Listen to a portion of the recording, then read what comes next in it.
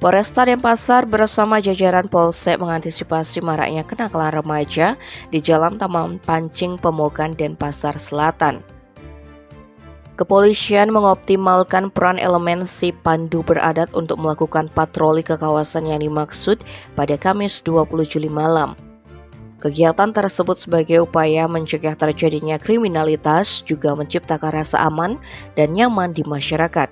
Kepala Bagian Operasi Kompol Iketot Tomiase bersama Kapolsek Densel AKP Ida Yumade Kalpikasari memimpin langsung patroli atensi balap liar atau trek-trekan ini.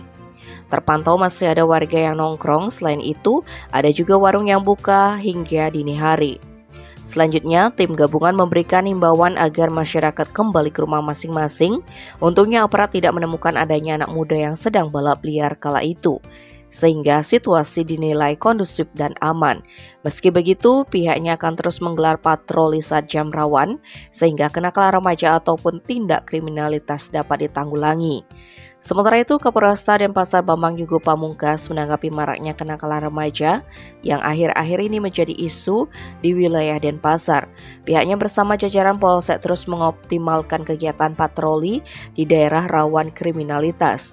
Kepolisian mengedepankan peran petugas Babin Kamtibmas bersama elemen si pandu beradat di masing-masing wilayah untuk bersama menjaga keamanan dan kenyamanan, baik itu dari aksi balap liar ataupun aksi kelompok anak muda lainnya yang meresahkan.